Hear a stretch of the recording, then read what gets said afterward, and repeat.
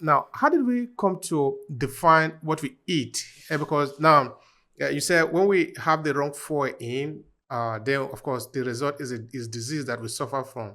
But Right. just like maybe, for example, you get to a gas station, you put water into your machine, it's Right. not going to work. No, maybe it might work for a few seconds, then it's going to die off. Right. But I'm trying to understand, how did we even get set up from kind of study that you have done in the type of food that we eat? How did we end up in consuming what we are consuming today? What is responsible for that? Marketing. Marketing is one hell of a thing.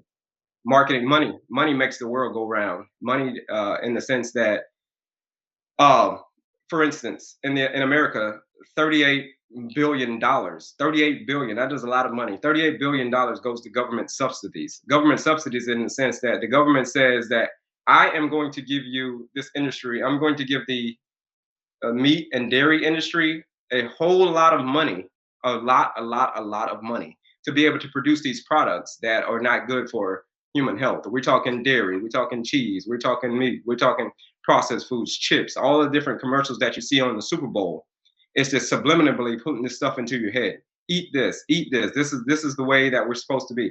And even since we were born, since we 6 months old, as soon as our mother cracked open the chicken flavored Gerber a bottle to give us our food when we were kids, that is where it all started. So we started getting chicken and beef and all these different processed foods going down our digestive tract, even at 6 months old. That is where it starts. So then it's all about years and years and years of conditioning. That is why now that most of the kids, a lot of the kids now in today's culture, they have diabetes. Diabetes is crazy for little kids. Heart disease at 10 years old. At 10 years old, there are kids now, you can pull their cholesterol and see that their cholesterol is horribly bad. How is your cholesterol horribly bad if you're 10 years old? Simply because of marketing. It carries on from the one generation to the next generation to the next generation. And the next thing you know, you say, oh, diabetes runs in my family, or heart disease runs in my family, or a cancer runs in my family, right? Your family does not have to suffer from that. It's simply because it's been years and years of generational eat this, eat this, eat this. And then the commercials that say, eat this junk food, eat this junk food, eat this junk food, eat this junk food. Also, they can put more money into their pocket. So $38 billion goes to the meat and dairy industry, and only 20 million goes into fruits and vegetables. 38 billion versus 20 million. So you can see that there's a huge disparity in what industry gets. So fruits and vegetables are very what human beings are designed to run on: fruits, vegetables, nuts, seeds, whole grains. But if you go into the grocery store and try to buy fruits and vegetables, you're looking and say, man, these vegetables, the good quality food is very, very expensive as compared to if I go to McDonald's. I can go to McDonald's right now and go get a cheeseburger for $1, right? I can get a cheeseburger for $1 at McDonald's. If I go into the grocery store right now and go try to pick up a thing of kale, I can't get a thing of kale for $1. You know what I mean? It's ridiculous. You're gonna get kale for like 3, 4, $5 or whatever it's cost. As compared to a cheeseburger, simply because the government gives 38 billion versus 20 million. So that is the problem. Why that we are so obese, we are so out of shape, we have so many different diseases, simply because this one thing called money. Money makes the world go round. Or you said we were not supposed to eat meat. Mhm. Uh, are you basing it on the our digestive system Mhm. that it was not supposed to digest well, or it was not designed to digest properly? Is that why we have problem with it? Correct. Is it that it's not boiled well? It's not cooked well, or as human being, the way that we were anatomically designed, we were supposed to eat only fruits. Let It's me how understand that. Yes, it's how our body is designed. So if you take there are three different types of I'll take it all the way back to the beginning. So when the world was created over 2.5 billion years ago, and then all of the life forms started to be created. So whoever you believe in, whoever your religious affiliation is, or whether you believe in, whether you believe in Jesus, or whether you believe in Allah, or whether you believe in the Big Bang theory, or whether you believe in Buddha, it doesn't matter who you believe in. There is a creator, and when the creator created this planet, there was also there was only three special diets that were created. So it's herbivore, which means that you eat fruits, vegetables, nuts, seeds, whole grains. You eat vegetation. That's an herbivore. And then you have a carnivore. A carnivore eats meat. So those are the lions and the tigers and the bears and uh, uh, cheetahs. All these different. Those are called carnivores. They eat other animals. They eat other animals alive. And nature has designed them specifically that way. And then also you have omnivore. Omnivore are a combination of both, where they eat fruits and vegetables, and vegetation, and then it can also eat other animals in the sense that raw. They eat the raw flesh of the other animals. So human beings fall into the herbivore category. Here's why.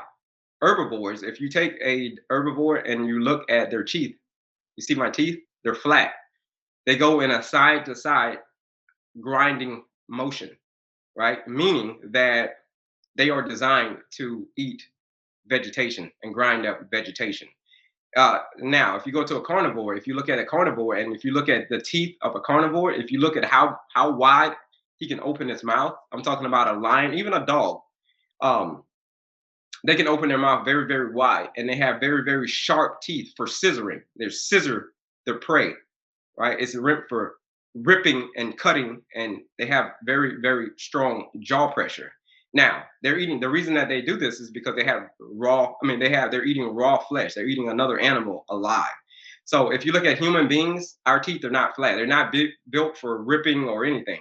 They go in a grinding motion like that. Now, if you look at a cow, if you look at a deer, if you look at a horse, if you look at all these other animals that are eating their natural fuel sources because they're natural herbivores, look at what they're eating, and they're eating vegetation, and look at how flat their teeth are, and look at how they go into a grinding motion. Now, our digestive system, you asked about the digestive system. The digestive system of an herbivore goes about 12 times the length of their spine.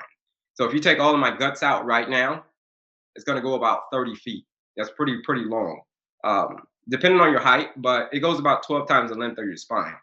These are for herbivores. Now, a carnivore, on the other hand, they have very, very short digestive systems, meaning that theirs going to go about less than 10 feet. The reason for this is because if you've ever taken a piece of meat and you've left a piece of meat out on the stove, or if you just left it out on the counter, an uncooked piece of meat on the counter, what's going to happen to that when you come back a couple of days later? If you leave it unattended to, I think if it's going to start to decay, as it were, no? Yeah.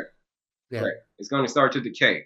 Yeah. The reason that Mother Nature designed carnivores, meat eaters, to have very short digestive system is because, just like you just said, they if you leave a piece of meat out on the counter for days at a time, it's going to start to rot. It's going to start to decay. So Mother Nature knows this. So Mother Nature designed a carnivore to have a very short digestive system. Because why? Because they eat raw flesh. They eat the raw flesh of other animals, and it's going to decay. So whether it's inside of the organism of whether it's left out on a counter, it's still going to rot, or whether it's inside of an organism, a live organism, guess what? It's still going to rot. So people always ask, like, hey, where does colon cancer come from? I can tell you what colon cancer comes from. Colon cancer comes from the things that you put inside your colon, in the sense that human beings are not designed to handle animal flesh on a regular basis, simply because our digestive system does not match that. Our anatomy does not match that. Our physiology does not match that. I can go even deeper into it, but that's just kind of like on the surface of what it is. There's way more involved in an herbivore versus an omnivore versus a carnivore. So human beings have a very long digestive system. The reason we have a long digestive system is because fruits, vegetables, nuts, seeds, whole grains, they have a lot of nutrients in it, a lot of nutrients. And it takes it a very long time for your body to digest these nutrients. So therefore, you have to have a very long digestive system. A carnivore has a very short digestive system simply because they're eating rotting flesh. They're eating raw flesh. So if you eat raw flesh, and if I put a long digestive system into that, guess what's going to happen? It's going to start to decay, decay, where it's already supposed to be out of your body. But guess what? It's still inside of your body. It's still got another 15 feet to go. Right? And it's still in there rotting. So that is why we develop all these different diseases, simply because our gut microbiome is thrown off. A gut microbiome is a family of bacteria inside of your gut that determines who you are, determines your personality, determines how your body expresses itself. It determines how you feel. It determines everything about you. And if you're feeding it the wrong fuel, the wrong bacteria are going to start to eat that raw, decaying flesh. And the more bad bacteria that is accumulated, the less healthy you're going to be.